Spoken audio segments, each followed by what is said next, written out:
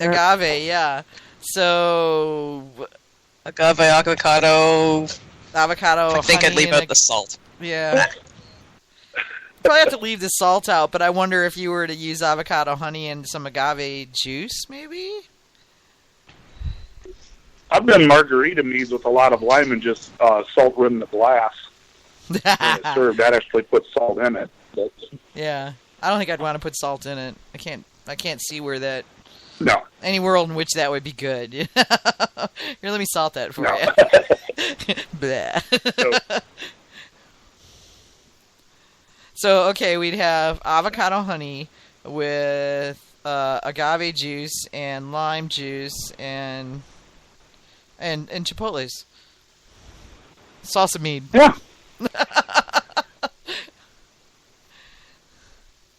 Actually, hash peppers have like a little citrus character to them, too. That could Ooh, work in there, too. That could work, yeah. I haven't done a whole lot of experimenting with peppers yet. I'm still at the growing jalapeno stage. But I'm planning next year to try some other things in the garden. Well, you know that the chipotles, all they are is basically smoked jalapenos. Yes, I know, and I've got, Right. I think, half a dozen jalapeno plants this time, and my friend, so I might make my own, You might have to. which would be cool. Yeah. And you want to get some really good flavor in them, smoke them on your Weber or something over like applewood or cherrywood or something. I'm actually considering an interesting smoke project because a bunch of my black currant bush has died out, so I've got black currant twigs. Ooh, I think there you I'm going to have to be very careful with what I do with that because black currant's pretty pungent. Yeah, it is. David Webb says for salsa mead we'd need onion and garlic. I could maybe find a way to do the onion, especially if it was a sweet onion. I don't know about garlic. Although I hear I'm like just north of like the garlic capital of the country, and there's a garlic winery there, and they make garlic wine. Mike Fall was telling me about that today. And I'm going, I don't know what I think about that. I love garlic. I'd have to defer until I've tasted it. Yeah. I mean, I what love I'm garlic imagining in my isn't cooking. very good. Yeah, I like cooking with garlic. I'm kind of balking at the whole drinking of garlic. You know? Well, I made a jalapeno wine once, and it's interesting. It's not something I'd want to drink a lot of, though. Mm-hmm.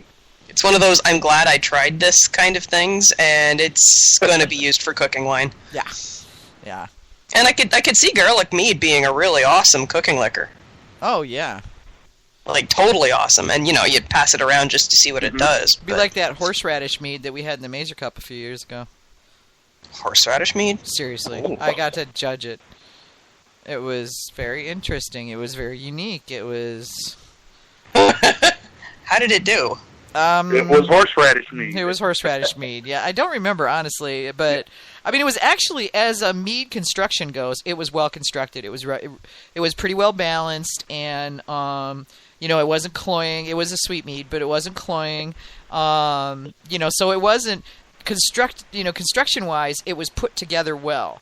The whole horseradish with, so it was really, we had to divorce the fact that it was horseradish mead from is this put together well, because that's what you're judging it is against the style, and it was hard because Well, the thing I find with horseradish, I don't particularly care for the flavor, but I find it makes a wonderful enhancer for when you add it to something else.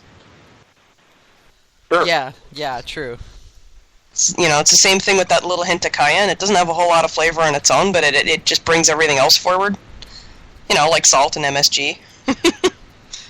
Bobby Slant says he could do that. Well, my mom's planning to, after the whole horseradish fiasco, you have to sod over that stuff if you're trying to get rid of it. Like, seriously, it just keeps coming back. You have to sod over it and mow for 5 years to get rid of it, and now my mom's decided she wants it again. So I may actually have horseradish again. You can't grow it. You can't grow it in the south. It doesn't. We don't have the right kind of weather.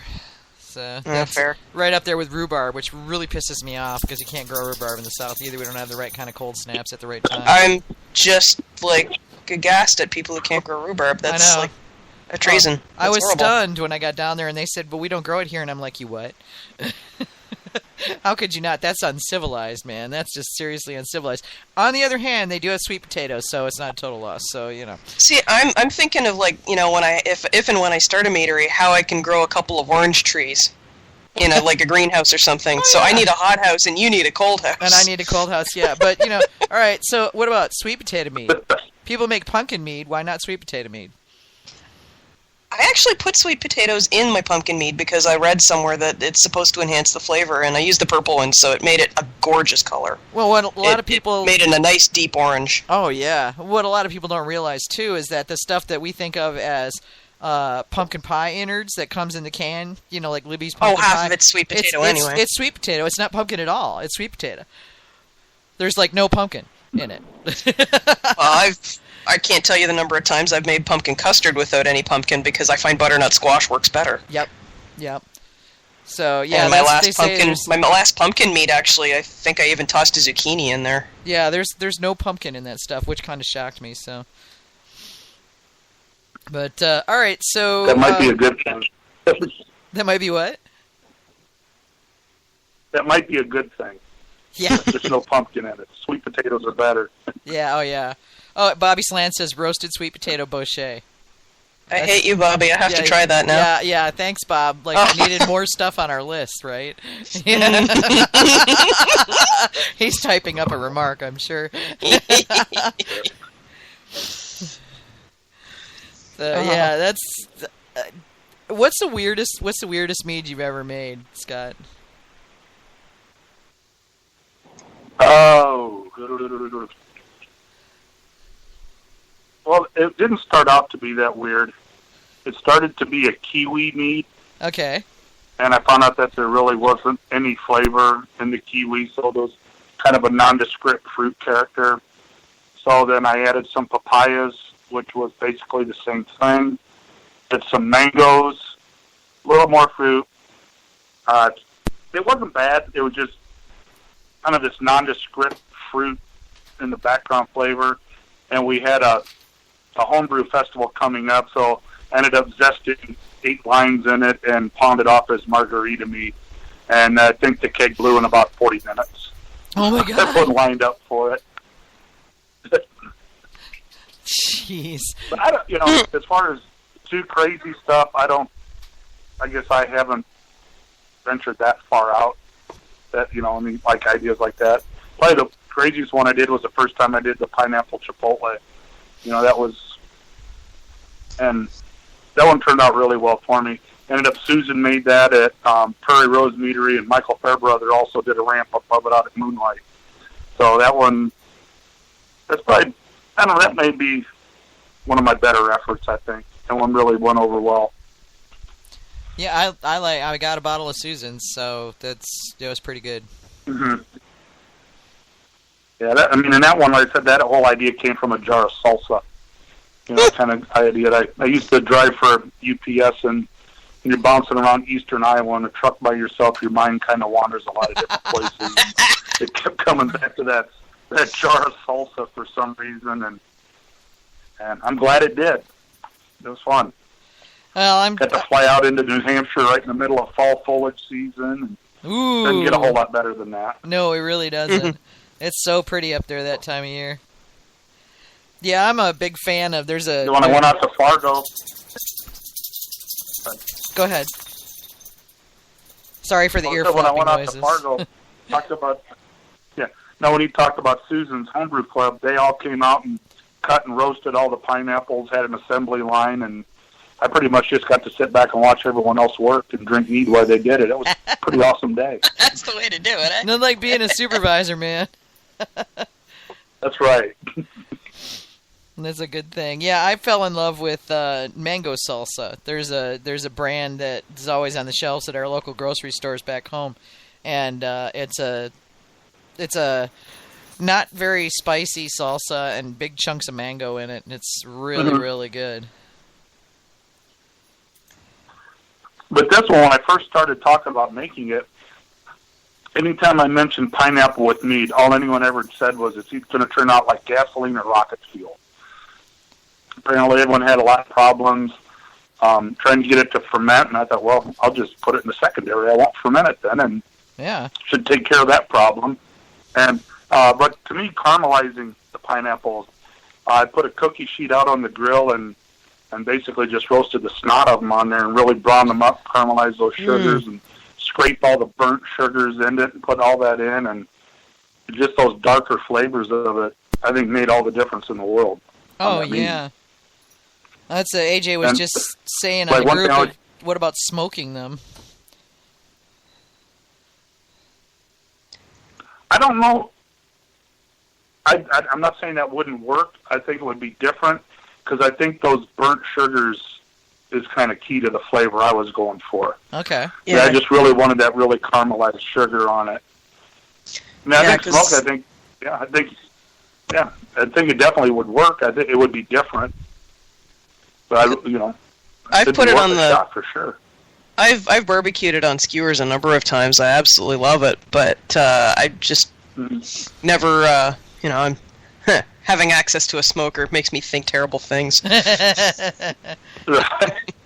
Well, you could always... we smoke today, Pinky? I just cut the rind off, and then I just basically cut them in like 1/2 inch, 3/4 inch slices, and then basically grilled them like hamburgers. Just flipped them over on that cookie sheet and just cooked them that way. And then once they were cooked, I quartered them just because the smaller pieces were easier to handle. Yeah. And the one thing I'd say that, probably the most important part of making that is, if you think you're going to use 4 pineapples, you have to buy 5. Because when you're sitting there roasting pineapple, you're going to eat at least one of them while you're doing it. So, you're going to sit there popping those pieces in your mouth the whole time. So, might as well buy another one up front so you don't run out short. Thank you. That is really good advice, because I know that's exactly what will happen if I do it. Oh, yeah. I love roast pineapple. I mean, I came up short the first time, and I learned real quick. And then my mouth will burn for 3 days, but it'll be worth it. Oh, yeah. But roast pineapple is so very tasty. Mm. Bobby says he's got a roast pineapple ghost pepper that he made.